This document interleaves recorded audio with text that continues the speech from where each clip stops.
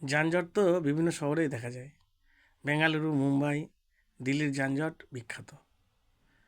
পৃথিবীর সবচেয়ে বেশি দিন ধরে চলা যানজট অবশ্য সব ধারণার বাইরে। যানজট অনেক শহরের সমস্যা। বাড়ি থেকে বেরিয়ে গন্তব্যে সঠিক সময়ে পৌঁছানো অনেক শহরের চ্যালেঞ্জ।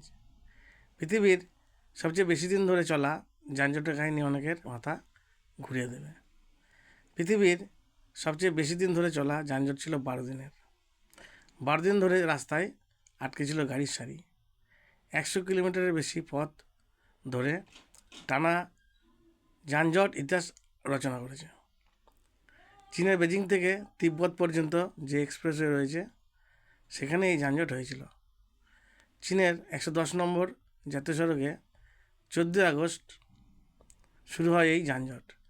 কিন্তু 12 দিন কেন লাগলো এই যানজট কাটাতে? এই এক্সপ্রেসওয়ে যত গাড়ি যাতায়াতের জন্য তৈরি করা হয়েছিল সেবার তার চেয়ে 60% বেশি গাড়ি একই সঙ্গে রাস্তায় চলে আসে। এত বিশাল সংখ্যক গাড়িকে সামাল দেওয়ার সুবিধা ওই রাস্তায় ছিল না, কেননা পরিকাঠামোই ছিল না। এর মধ্যেই অনেক ট্রাক ঢুকে পরিস্থিতি আরও জটিল করে তোলে।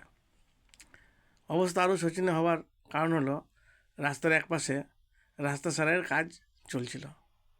সে কারণে এক্সপ্রেসওয়ের 50% ব্যবহার করা যাচ্ছিল। সেখান দিয়ে এত বিশাল সংখ্যক গাড়ি চলাচল অসম্ভব হয়ে পড়েছিল।